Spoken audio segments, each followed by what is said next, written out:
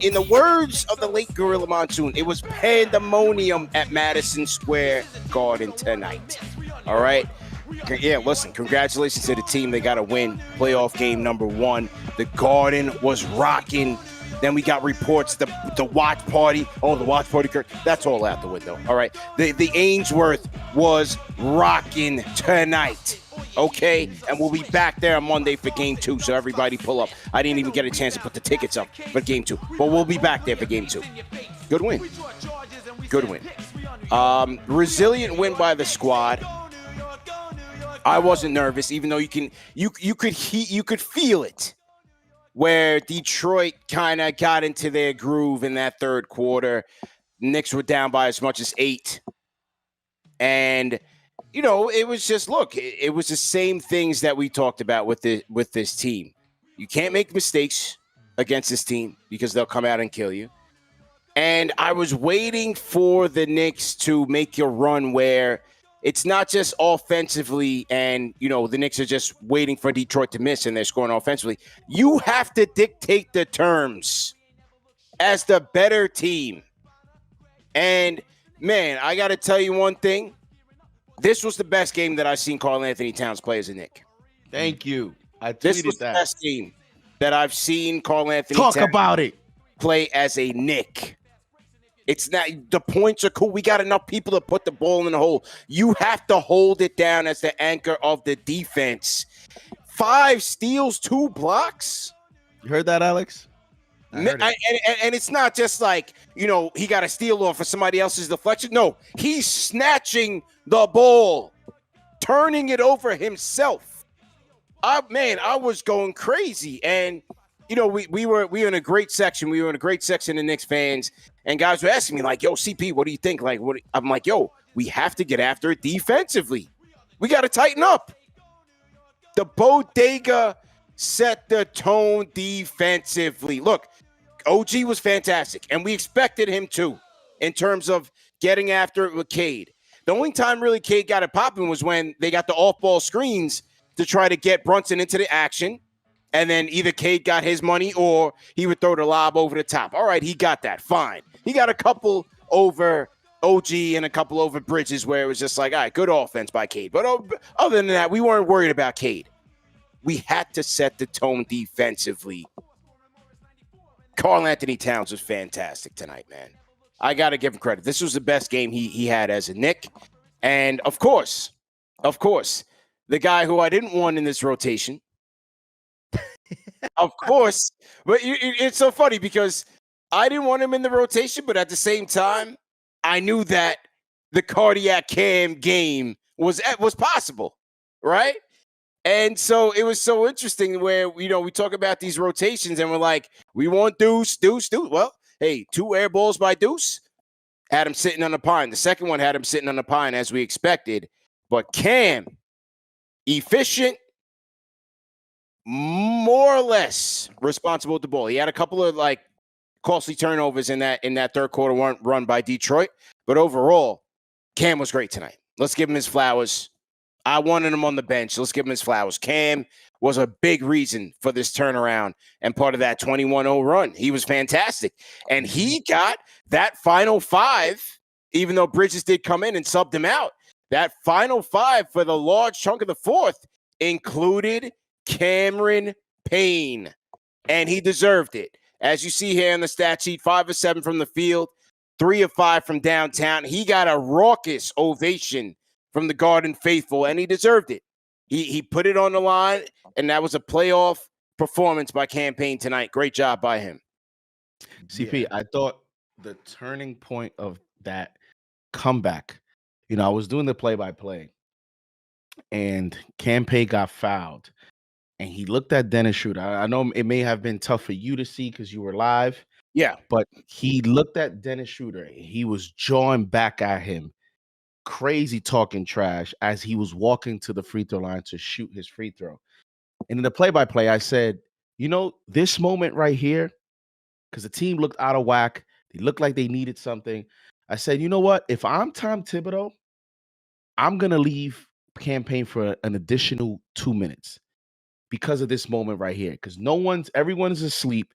And Campaign is coming in and he's trying to, give you that energy. In that moment where he went face to face with Dennis Schroeder and he was talking trash to him as Dennis Schroeder was walking away from him, I said, that's enough for me to take a risk and let Campaign stay an additional 2 minutes because that could galvanize the rest of the team.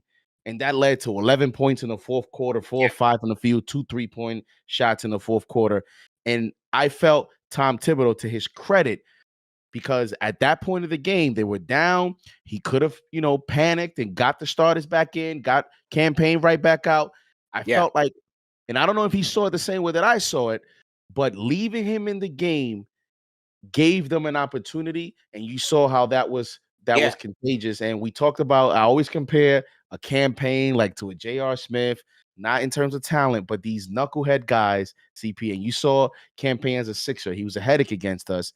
These are the type of guys that they are an enigma throughout the regular season, but it's something about their personality and the way that their game is that when it's going on, when he's on, it's just not him. It has an effect on the whole team. And how about this? The arena, because Campaign is one of those guys that engages the atmosphere and the fans with everything that he contributes on the floor. He was great. Give him his credit. Give him his credit. Like I said, I didn't want him in that rotation, but also to Tibbs' credit, he went 9 deep. He did. We saw the 9 guys. And I thought Tibbs had his hand on the rotation, and he did a good job tonight. Because, for example, I wanted Mitchie in the starting lineup.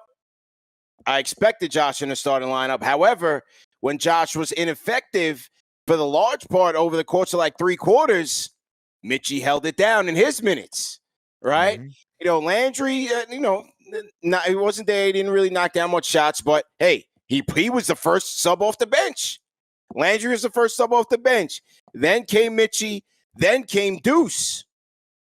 Then came Cam, and he had his hand on the pulse. Hey, Deuce, it was a little too much for him tonight. I'm going back to him on Monday. We not bailing on Deuce. He was a little too rambunctious tonight. All right, Deuce will be back on Monday, and he's gonna deliver.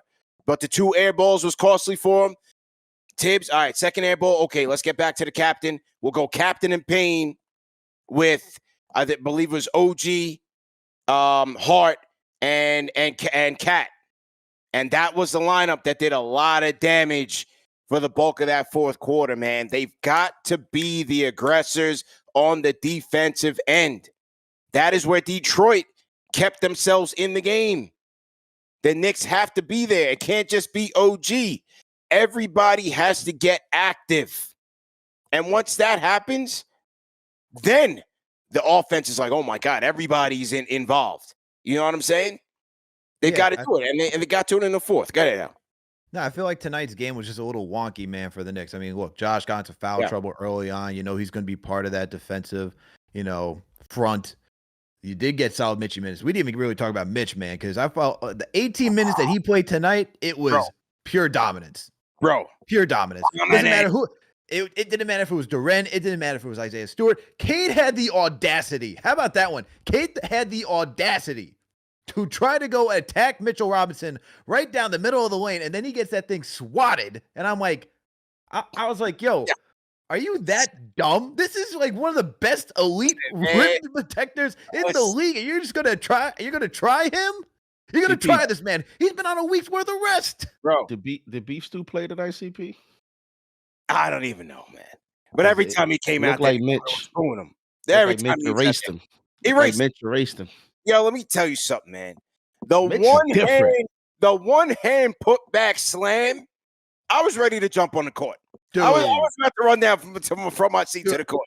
The one hand block put back. I said, yeah. I was watching right even the ones that didn't count.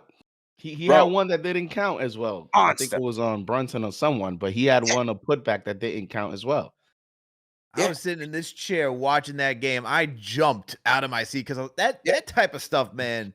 That's what you want. I mean, that's vintage Mitch right there. You know what I mean? Like we've seen the years in the past where he's just too much heavy. He's not able to move he's moving very agile. Yeah, and like this is the most disciplined he's played as a Knick. I mean, he started off really well last year, but this is the most disciplined I've seen Mitch, and he's just moving well. If you want to go be at these games in person, you can go use SeatGeek, all right? You can support our sponsor, SeatGeek, if you want to go get a ticket and go get part of this playoff experience. Look, Knicks Nation, Knicks tickets are only going up, and especially it's the postseason. We already know how it is when it comes to buying a ticket through Ticketmaster and any of these other sites, all right? The lowest price average at MSG during the regular season was $144. $144 during the regular season. That's why I got to tell you about SeatGeek, man. You can use our today's sponsor, SeatGeek. Use the code KFTV10 and get up to 10% off any ticket on SeatGeek. Whether you're a new customer or not, sports, concerts, festivals, you name it, SeatGeek has you covered. SeatGeek rates on a scale of 1 to 10. So look for the green dots. Green means good, red means bad. Think of it as a traffic light, right? You want to go when it's green, you want to stop when it's red. All right. So no matter how many times you bought tickets using SeatGeek before, use code KFTV10. It's going to get you 10% off on your next order. So take out your phone, open up SeatGeek app, and add KFTV10 to your account. What are you waiting for? Do it right now. All right. So that way you can get up to 10% off on your next purchase. And hey, who doesn't want to go see the Knicks at the Garden in the postseason? Because we all know Detroit's terrified. That's why they limit their ticket prices to surrounding areas, man. They don't want none of this smoke. None of this. All right. Support our sponsor, SeatGeek. Use that promo code KFTV10. Chuck, how you feel, man? Chuck there? Yeah. Yes, sir. Hello. How Welcome you to feeling? the playoffs, gentlemen. Yes, sir. Yeah, And, welcome to the playoffs, man. and would you guess that the other CP will share the spotlight in the Garden tonight? Cameron Payne. Cameron Payne. Cameron Payne. Especially those high layups off the board. I mean, more than the trays, those campaign high layups off the board, got me tonight. A good call, great call tonight, JD. When he said that early on the game with the captain, who's trying to like sort out his toolbox, he was trying to bait a lot of calls in the first quarter. And JD pointed that out in the play-by-play, is that he's filling out the game, he's filling out the refs, and he also realized by halftime that those moves wasn't going to make. He's going to have to make those shots. So a big kudos on that, JD. I think the Knicks, right now, I think I call on game one. I won't be calling every game, maybe later on down the line. But I found an opportunity to say that we're going to need a hero every game. Who knows? The next game it might be Deuce. I think Tibbs would be situated. I think Tibbs' rotation, the back end of it is going to be situational. We might even be seeing Precious come up in there time to time. Tonight was also beautiful. Also about Tibbs, his whole motto is he's been telling us, hey, I want you to stay ready so you ain't got to go out there and get ready. Because one thing that he hasn't gotten kudos for since he's come to be a Knick coach is his conditioning is different. And we got a full healthy team. And when this team goes to turn on the switch of the playoffs, the defense goes to a level that we probably haven't seen all season. And even by the fourth quarter, yeah, we know that Josh had his problems. He started to kick in. Josh, when he was on the corner, I think he was taking I think it was Cade in the corner or somebody in the corner, Hardaway or whoever. And even Josh stepped in there. So we're seeing something that we haven't seen all year because Knick defense in the playoffs under Tibbs is a different level. You can't play in the regular season. There was a move where Cade Cunningham he was just trying to like duck OG, who was on him like a blanket, a blizzard, a straitjacket, and then he ran into Bridges. Then he goes back the other way. Then he runs into Mitchie. And it's like, yo, it's that type of defense. You can't play in the regular season. And I just like say he doesn't get enough credit for making sure that every single player, down to the 10th man, 11th man, is ready. So you ain't got to get ready. So and also Alex, I said Dean Meminger, which is a throwback to the 1972-73 champs. Dean Meminger, point guard, 6'1" out of Marquette, came in against the Celtics in the playoffs in the 1973 year, and came in and just was super big at 6'1", and so that's why I call campaign. Campaign had a Dean Meminger night. Look him up. Look him up. Matter of fact, his son is a head reporter on TV1 for years, Yeah, Dean yeah, Meminger yep, Jr. yep, yep. Yeah, so also a friend of the show as well. So yeah, man, day one, game one. I make no predictions. We're gonna win, but I tell you this much: our conditioning, no matter who we face, they better be ready for it. Because if nobody's going to play that defense that we're playing when we're collective, we're focused, and then we happen to be playing together. That's why you saw Cat. All of a Yeah, sudden, Cat turns it up because he's in the middle of a system. He's 7 feet tall. Even if he's big and doofy, he's going to be a factor in the middle of that mess. he was great Man, tonight, man. He was it great. was He something. was great. It was something. It's something to see. So every game is going to be a fight, people. So I mean, let's enjoy it, and let's say it this way: it's like there's a reason why this is called the NBA playoffs. This is not the NBA tournament. Right. This is not the NBA All Star game. This is the NBA playoffs. And I tell you one thing. Matter of fact, even more than the tournament that they trying to make something, that NBA playing is something. So, hey, man. Also, last thing I'll say tonight: Mhm. when you leave a Tibbs system, you go into wherever you're going in better shape than you ever been.